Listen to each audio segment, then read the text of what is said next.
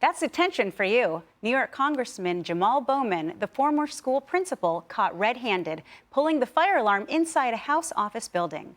The drama started earlier this afternoon when the House Administration Committee alerted reporters that the congressman pulled the fire alarm. Bowman told Fox he needed to open the door badly and thought that pulling the alarm would do the trick. Meanwhile, House Republican Marjorie Taylor Greene pointed out that Bowman violated the same law being used to prosecute January 6 rioters. I want to talk about Jamaal Bowman pulling the fire alarm. Capitol Police are questioning him right now because it's on video that he violated the exact same law that January 6 defendants are being prosecuted for every single day. He violated the exact same law, interrupting an official proceeding, and by pulling a fire alarm, it's on video. Well, and, you know, we had a couple congressmen who are quick to take to X to definitely weigh in on the matter. We have Congressman Troy Nehls, who said, holding up a pair of handcuffs, Jamaal, are you ready? Are we showing, do we have a full screen to show that? Oh, maybe not.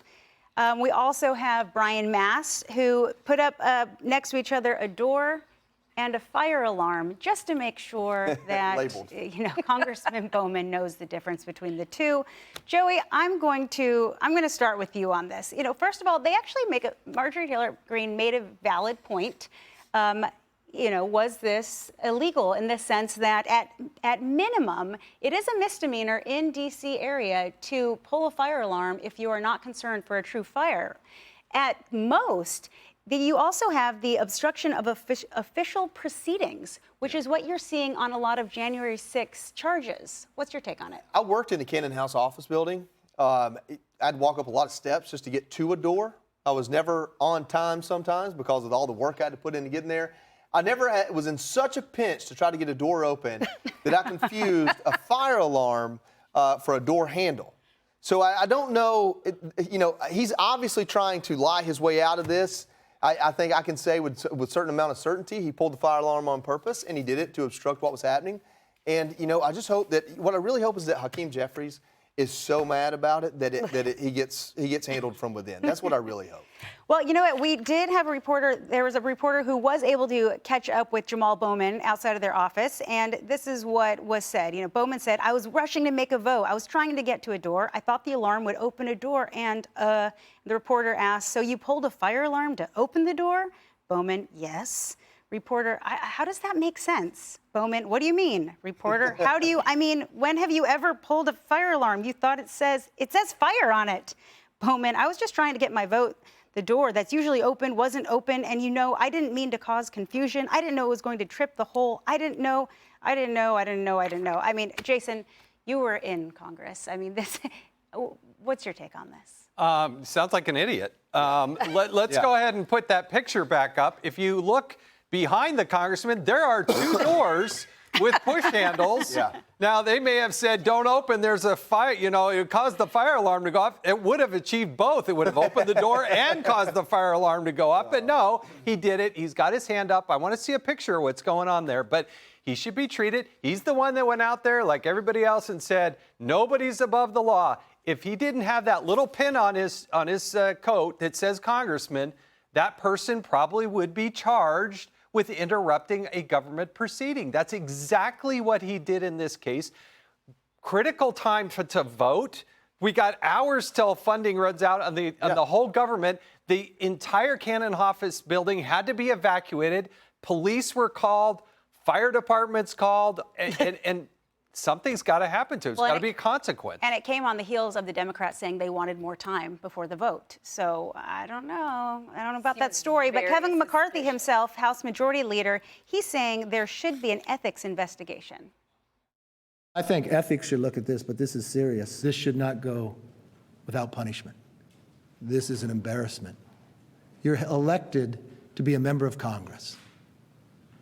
You pulled a fire alarm? In a minute of hours before the government being shut down, trying to dictate that government would shut down? What's going through a person's mind like that? Well, Sarah, Bowman was a former middle school principal. I mean, how do you think he handled if students were going to pull a fire alarm? I mean, that's all he knows to do if he doesn't want... He's like, okay, so if someone's caught smoking in the bathroom or someone doesn't want to take a test. I know, you pull the fire alarm, and that's what he did. Exactly. He learned from the best, from his students, and now he's taking it all the way up to Capitol Hill.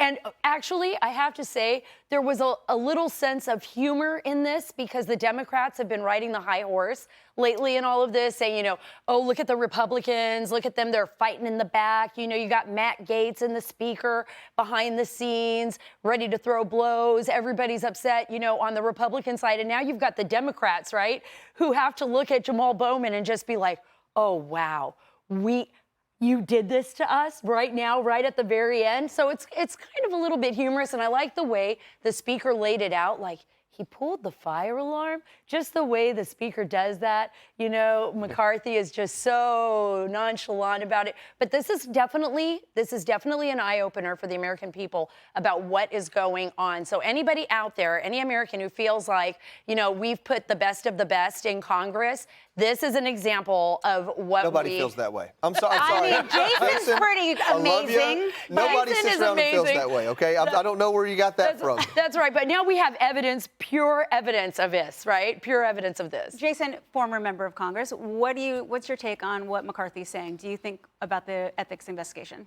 I mean, there could be an ethics investigation. Look, Republicans got to make sure. Or should charges be brought? I mean, he was obstructing the official. Republicans got to make sure that they don't jump right to the conclusion. This is an opportunity for Republicans to show that they're the adults in the room. Do an investigation. If he did it, they should be charged with it, and there should be consequences. Well, isn't he? He already said he did it. He's like, I did it. Well, first, exactly. do you remember? Prove it. Do you remember though? First, though, the official response was from his staff that said, "Oh, he was running quickly and it was an accident," which obviously. So we have here's a how this picture, a video of investigation that. may go. If he texts his comms director, I'm not going to get there. I'm going to pull the fire alarm so I can get there. So that's where an investigation, like we're going to look at your cell phones. What did you say to your staff? Did Hakeem Jeffries tell you to go down there and cause a scene real quick? That's where an investigation would go. Quite honestly, as an American, yes, I would love to see accountability for this. This is a little bit funny. It's a whole lot ironic. Right. But the speaker has been walking around as a man defeated for a couple of days right now. I don't know he's going to make it till Christmas as the speaker. Our government, I guess, won't shut down, but it's going to be funded. Plus, there's a lot going on up there. I don't know that this is what I want House Republicans focused on. I really didn't even care to hear the speaker talk about it today, because I want to know that he can get, I don't know, those 20 some odd Republicans that are objecting to everything he puts forth.